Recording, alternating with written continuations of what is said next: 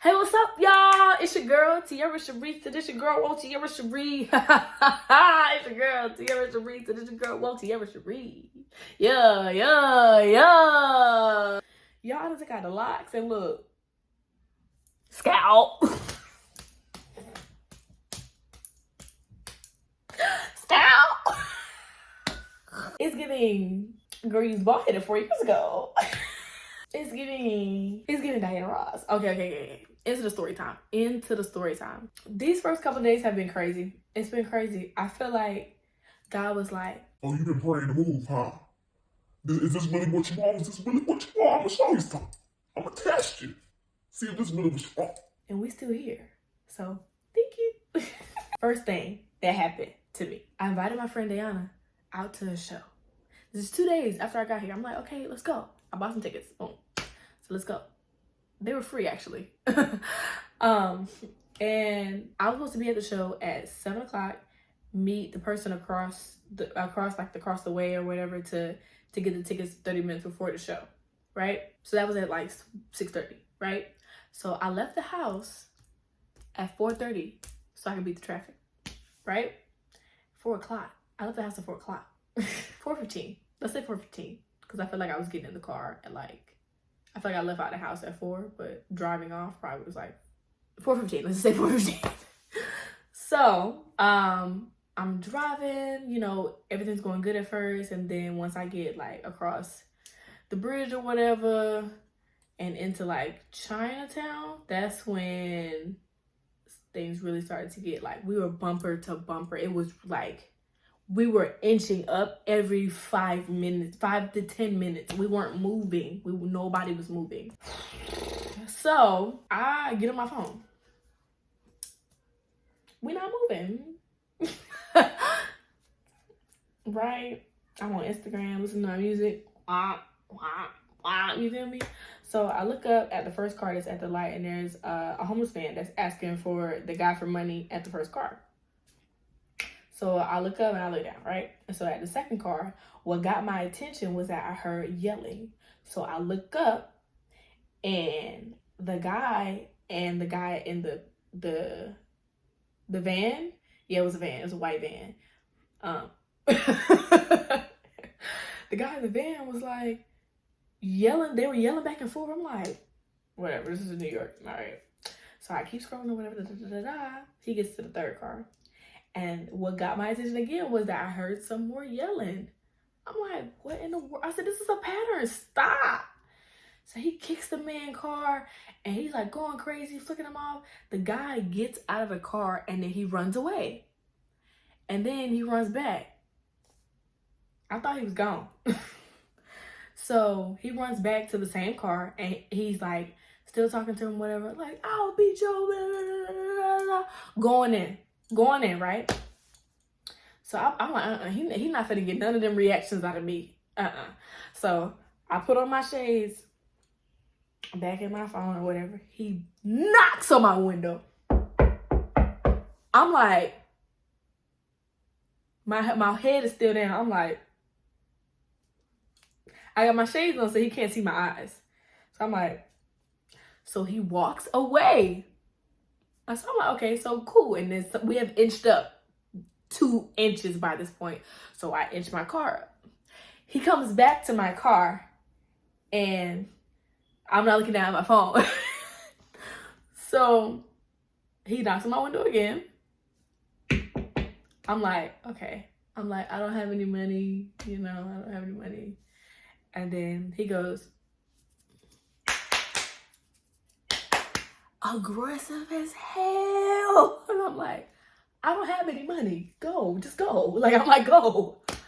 And he's like, So he holds his hand out. So I'm like, I hold my hand out. Well, give me some money then. He holds up $1. And I started laughing. So when I laughed, I think I put my head down. I was like, and then I looked up or whatever, at the wheel, I'm not talking to you no more. And then I hear,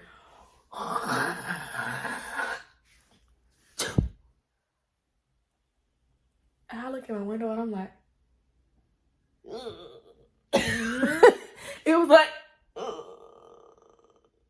and I look straight and I'm just like, I look into my That's a Raven invisible camera. I'm like, a homeless man just put on my window. I was like, this man think he entitled to my money. What? Huh?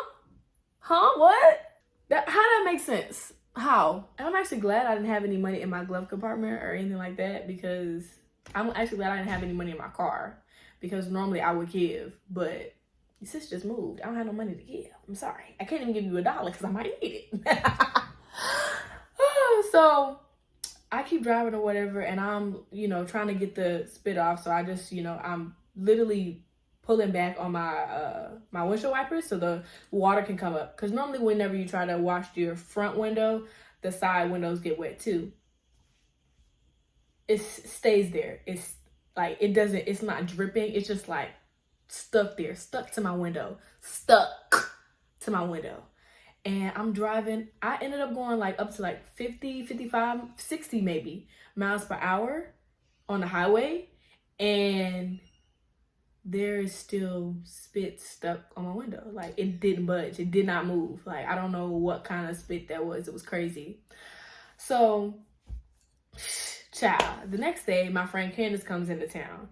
And Candace is the one that let me, rent out one of her rooms in her apartment. So I'm like, okay, girl, what, like, you want to pick up from the airport? What's good? Like, just trying to show thanks, whatever, right? And she's like, no, I need to go to Bible study. She's like, do you want to go with me? And I'm like, no, I'm doing virtual Bible study with my family. I do virtual Bible study with my family. But I was like, I'll go another time because I gotta get dressed and stuff like that. I don't gotta get dressed for virtual Bible study. I get dressed for Bible study if I go somewhere. And I wasn't ready. So she's like, okay, cool. I was like, I'm gonna send you the address. It was like 10 minutes away. The airport was like 20. Anyways, it was like 10 minutes away, right? So I go pick her up. We have a great conversation. She asked me, she's like, how's parking? I didn't think you had your car here. I didn't know you had your car here. I was like, yeah. I was like, parking's really good. I've been able to find a park on the street every single night since I've been here. It's been great. I called the parking people earlier today. They said I don't have to move my car but on the last day of the sign. So I was like, she was like, there's people that you can call about parking? I said, yeah.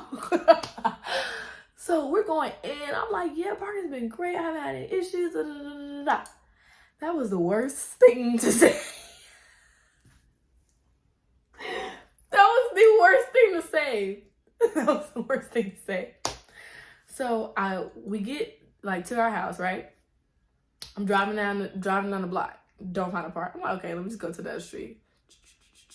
Don't find a park. Go to another street. Don't find a park. So I circle around, go to the other street. Don't find a park. So I circle around again, go to the main street, and I find a park, right? And first of all, it takes me 15 minutes to get into this park because it's so tight. And I have an SUV. But it was so tight. Like, I tried the normal way where you get close to the car next to you and then you just back in. That didn't work. I tried getting up on the curb and then kind of just correcting it. That didn't work because I was still on the curb. Then I tried to, what else? I tried to just back in and like cut it real quick and then cut it back. That didn't work. So eventually I end up inching. Then I got into the park. So I'm like, whew. Candace, like, you're a good driver because I don't know. I would have given up. I was like, girl, child, boo. So I take a picture of the sign. The sign says no stand. I'm gonna insert the sign. The sign says no standing from 7 a.m. to 10 a.m. and then from 4 p.m. to 7 p.m. I think. But I was only worried about the 7 a.m. to 10 a.m. I was like, okay.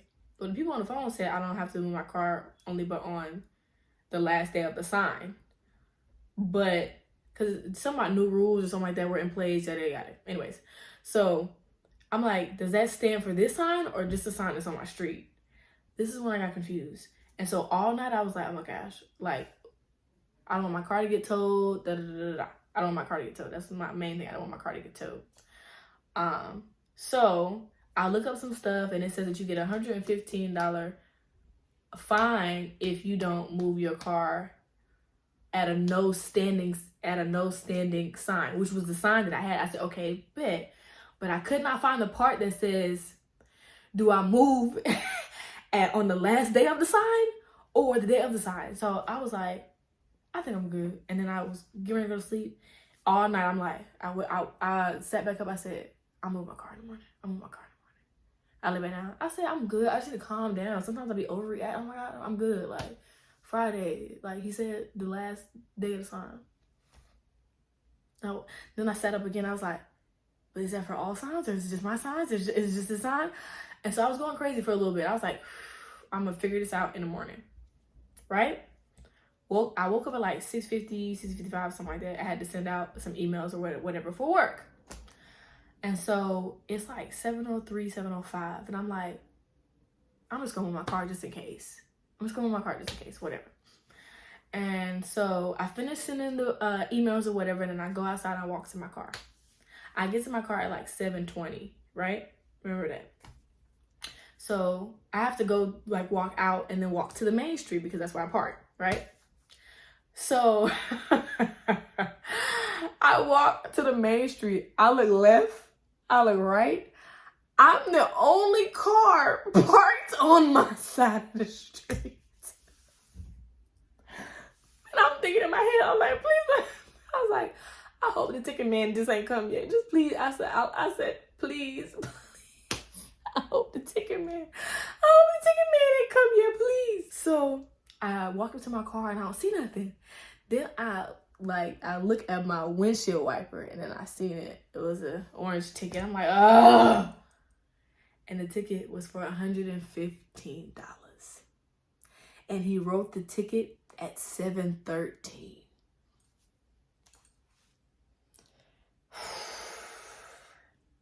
I get in my car and there's a sense of relief because my car didn't get towed. My car got towed in Atlanta before and it was horrible. It cost like $400. So imagine in New York, it's probably $700. So yeah, I was thankful and grateful that my car didn't get towed. At least I can just pay a ticket, you know. Not that I wanted to pay it. I'm just saying, at least it wasn't at the extent of, let's pick up your car and take it. And now you have to get on the subway and figure out which, you know, it was like, that would have been a lot. So yeah, I called my parents, I told them what happened, and they was like, ah. And I was like, it's okay, because you know, now I know what not to do and how to read the signs. Now I know what to do and how to read the signs. So this happened for a reason, so I can know how to read the signs. Okay, cool, great. So I'm telling my friends about it. Like, you gotta take it. Oh no. They was like, you seem calm. I said, yeah, because I prayed to be here. So whatever I gotta do, I'm gonna figure it out. I prayed to be in New York. I prayed to move somewhere where I can have access to opportunity. So whatever I gotta do, I'm gonna figure it out. And so my friends are like, you should come over, da da da. They live on the upper west side. I live in Brooklyn, so it's a little bit of drive. So Berlin was like, make sure you beat the traffic and come early. Okay, boom. I go over there, spend the night with them, have a great time. That's when I learned about the traffic. So I went at a time where it was like, I went at like 3:00 and I got there right when the traffic got bad. Got lost. I was in New Jersey, then had to come back. Cause I took a wrong turn, then took me around loop-de-loop, and then took me across the bridge, and then had to come back. Anyways, but that was another thing. I kept getting lost. I kept missing turns. If you are in New York ever, you can't ride around with Siri on silent. You just can't. She got to be on full blast. Even if you want to bump your music, she has to be on full blast for sure. So got to their house, had a great time with them, spent the night over there. Came back home.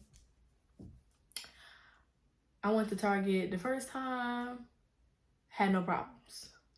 A couple days later, went to Target. This third time I went to Target, I needed cleaning supplies because I wanted to clean the bathroom, right? So, I was looking for my cleaning supplies. I'm a little extra when it comes to cleaning sometimes. So what I was looking for was like a mask and gloves. That was the main thing I was looking for, mask and gloves. So I had a list on my phone of what I needed.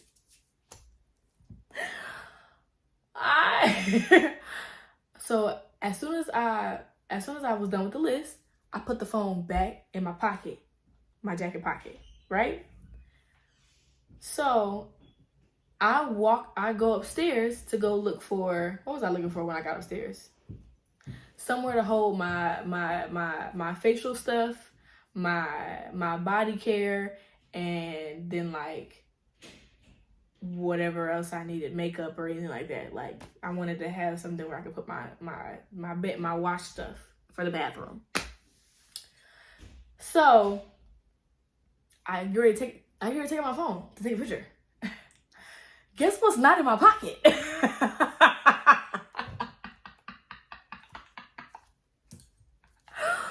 Guess what's not in my pocket? My phone. And so immediately there is a sense of panic that comes to me. And I go, Tiara, breathe. So I take a deep breath.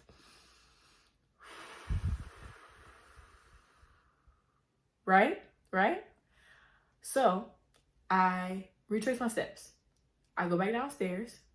I'm walking a little fast. I go back downstairs and I retrace my steps. 20 minutes go by, I haven't found my phone. I retraced my steps. Everything that I did, I retraced it. I asked somebody, I said, hey, have you seen, has anybody turned a brown phone? Who can I talk to? Right? Hey y'all, so my phone ran out of storage and I've been going back and forth from my phone to my camera, my camera battery died while I was telling the story the first time. So I was like, I'm just gonna use my phone. And then ran out of storage. That's why I don't use my phone anymore. I use my camera. Anyways, back to the story. So I went to customer service. They said you should go to security. Mind you, everybody's like, you should go to security. Like nobody, people looking at me like every time I ask them about this phone. Mind you, I'm really calm, I'm really polite because I'm asking you for help. And I need help.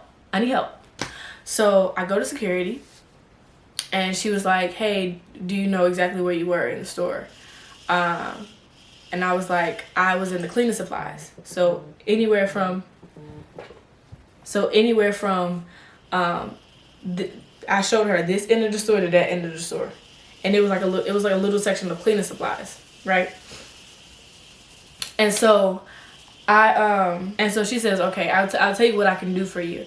I can go look at the cameras to see when was the last time you had your phone. And I said the last time I had it was when I checked my to-do list on my phone. I was right next to like the Band-Aids and stuff like that. So she goes and she looks at it. She looks at it for like a minute or two. I was frustrated because there's no way you looked at 20 minutes of video. But I was like, okay, I'm not doing this. I'm not finna be in here hooping and hollering trying to find my phone. That's not gonna do me any good. It's not gonna do me any good. So I went to somebody else. Actually, I didn't go to somebody else. I walked away, and I searched the store up and down again. Didn't find anything. I go to the upstairs part, the electronic part or whatever, right? And I'm like, hey, did anybody turn the phone? They were like, yeah, somebody turned on the phone. And I was like, okay. So she takes the phone out of the drawer and she's like, here. It has a green case. I'm like, that's not my phone. She's like, oh. She's like, do you know where the last place you left it? Have you talked to people downstairs? I said, I've talked to people downstairs. I've called my sister to have her find my iPhone on somebody else's phone.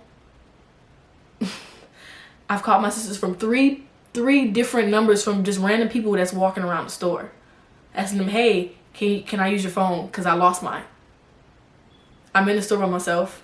And my friends, I was scared. So not scared, but there's a sense of panic, but there's also a great sense of calm, right? Because I have to stay calm in the situation. I can't be, anything extra wouldn't have helped me. So I was like, I've talked to the people downstairs already. And she was like, okay. She was like, I'm gonna look through everything. She looked through all the drawers to see if anybody had put the phone in one of the drawers that they would put it in. And then so she was like, okay, I'm gonna contact the managers and see if anybody else has the phone. I said, okay, I'm gonna be in the cleaning supplies section if anybody turns on the phone. Okay?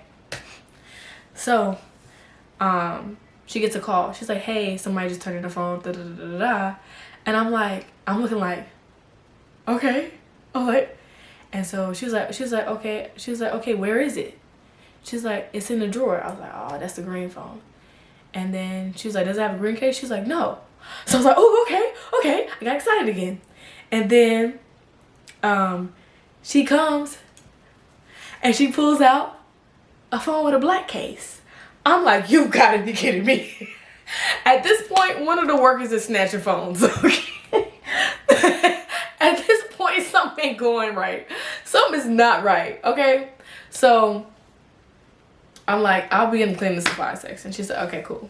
So she's like, what case do you have? I said, my case is brown. It's like a new brown. It's real cute. She said, what's on the front? I said, me. Let me show you. Me. T. So she's like, okay, great. So I go downstairs. I'm looking for my phone. At one point, it becomes a little bit too much. So I go in a corner. Nobody's really over there. I cry. And I just let it out. And I came in the store with shades. But when I couldn't find my phone, I took my shades off so I could see better for some reason. I came in there real cute. Had my shades on, right? So when I was looking at my phone, I had my shades in my pocket. I cried in that corner. And I said, you got this.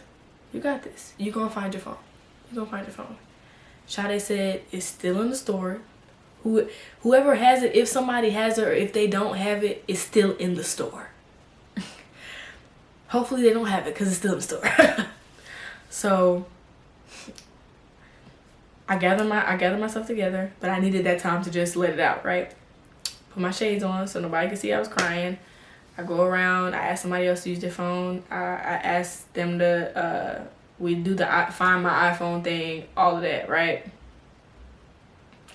I'm looking around, I'm losing hope, and I'm getting a little emotional, and I'm like, I literally snap my fingers and go, not right here, not right now. I was in the middle of an aisle, everybody on this aisle, people around, not right here, not right now. It's not gonna help you. It's not gonna help you find your phone. Crying, getting upset, screaming, it's not gonna help you. It's not gonna help you right now. Keep looking. That's what my inner self said. That's what I did.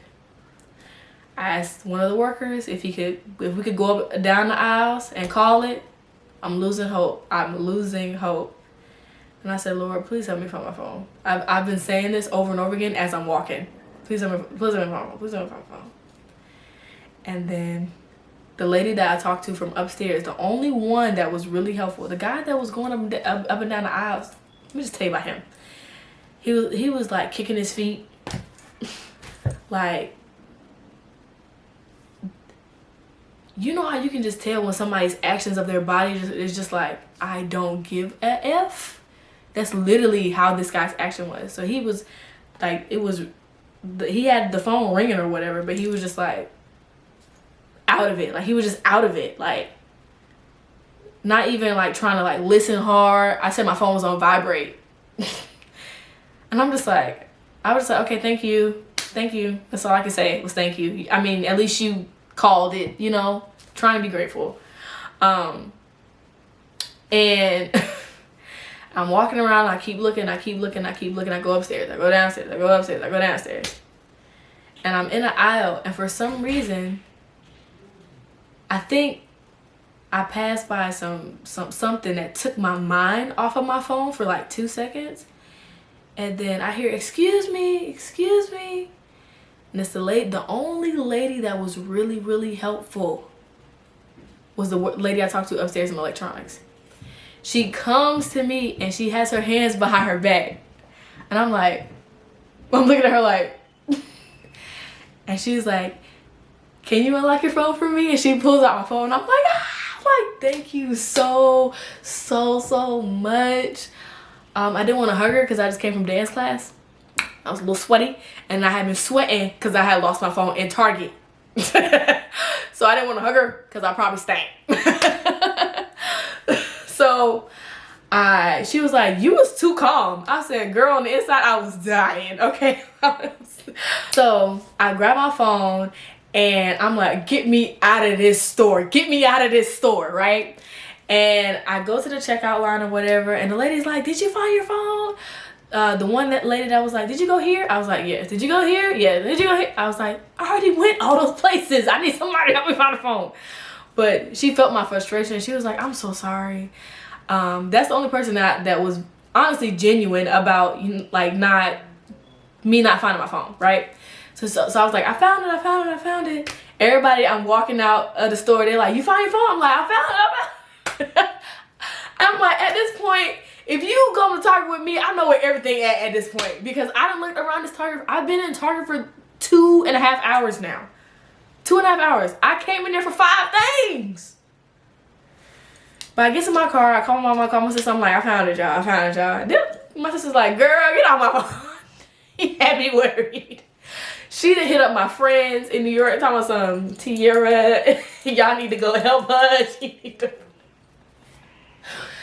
It was a lot, but in these couple of days of a homeless man spitting on my window, me getting a parking ticket for $115, and me losing my phone in Target, I can still say I'm still grateful to be here because I prayed to be here. I prayed to be here.